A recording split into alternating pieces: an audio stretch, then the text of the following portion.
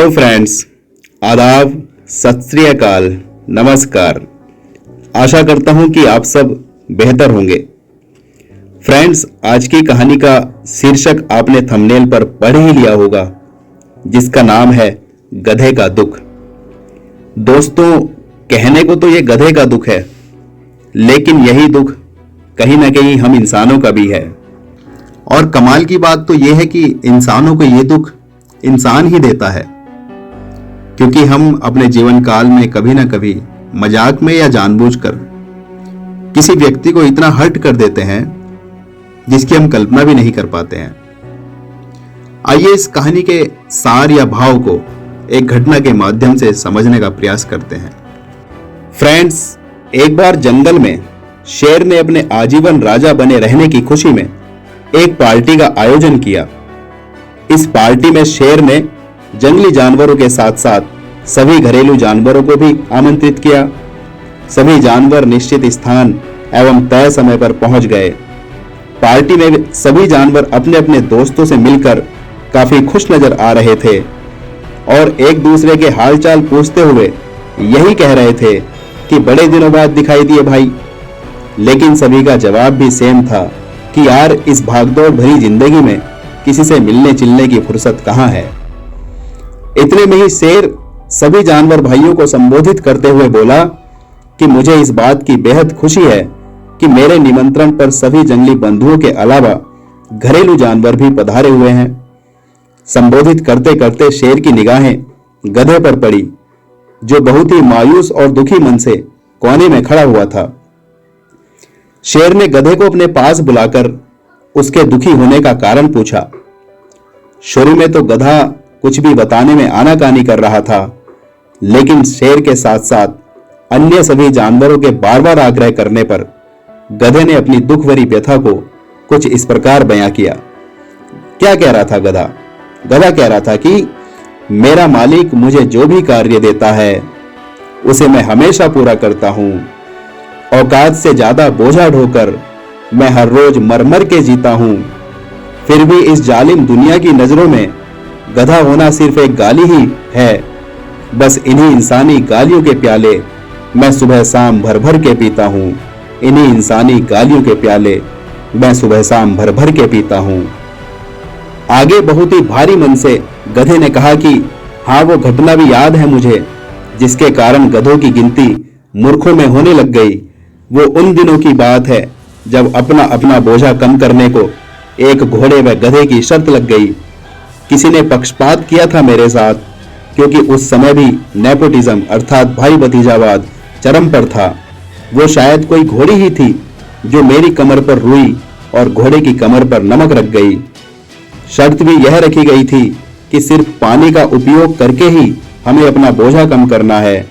लेकिन घोड़ी के इशारे पर वो घोड़ा पानी में जाकर बैठ गया और उसकी सारी नमक पानी में ही घुल गई, जिसके कारण उसका पूरा बोझा पानी में ही गायब हो गया था। लेकिन मैं भी अपनी पीठ पर नमक लदी होने की गलत फहमी में था, इसलिए मैं भी पानी में जाकर बैठ गया। लेकिन मेरी कमर पर तो रुई थी साहब, जो पानी में डूबते ही उसे सोखने लगी, जिसके कारण वो रुई और भी भारी हो गई। इसलिए मेरा बोझा कम होने के बजाय और अधिक बढ़ गया।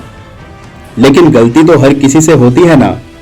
अपनी दुख भरी व्यथा को सुनाते सुनाते गधा भावनाओं में बहने लगा और आगे कहने लगा कि सिर्फ उसी एक प्रतियोगिता के कारण ही मेरी गिनती मूर्खों के सरदारों में होने लगी।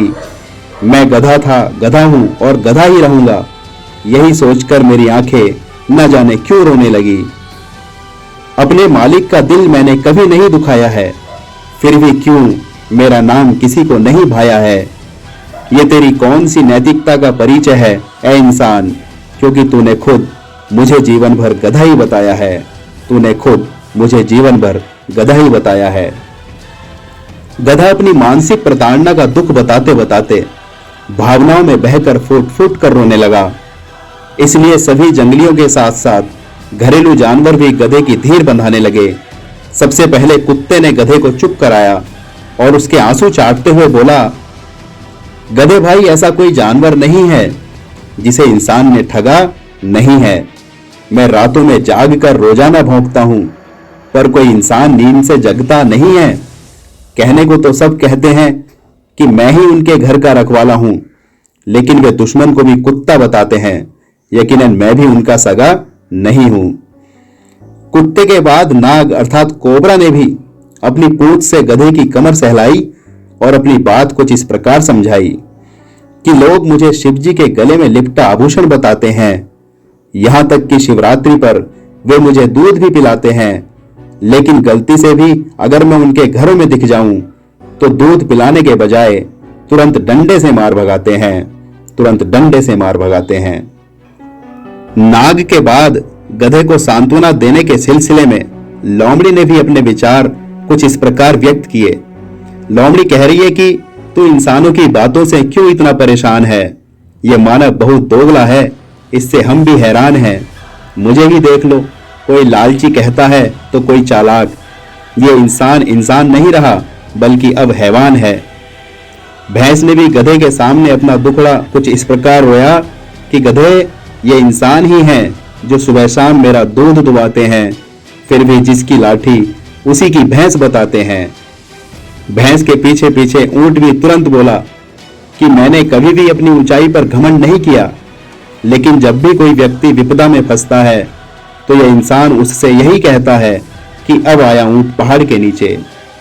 गीदड़ भी कुंठित होकर बोला कि गधे, ये मानव मेरी तो कोई औकात ही नहीं समझता है, इसलिए हर क्रोधित व्यक्ति को यही कहता है कि ये गीदड़ भपकी मत दिखाया कर, क्योंकि इनसे कोई नहीं डरता है।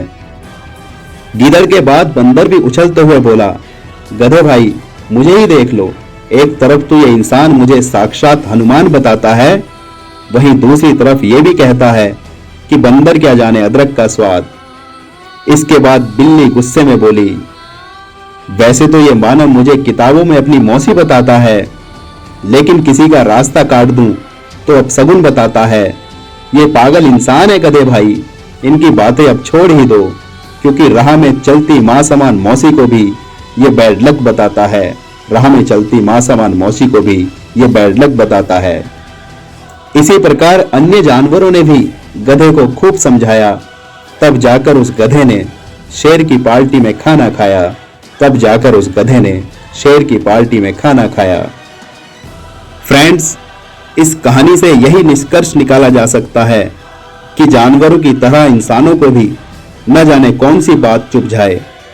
इसलिए कोई भी बात कहते समय हमें अपने शब्द और लहजे दोनों का ज्ञान होना चाहिए, क्योंकि एक पुरानी कहावत है कि शब्द संभारे बोलिए, शब्द के हाथ ना पांव है, एक शब्द औषधि करे, एक शब्द करे घाव है, एक शब्द औषधि करे, एक शब्द करे घाव है।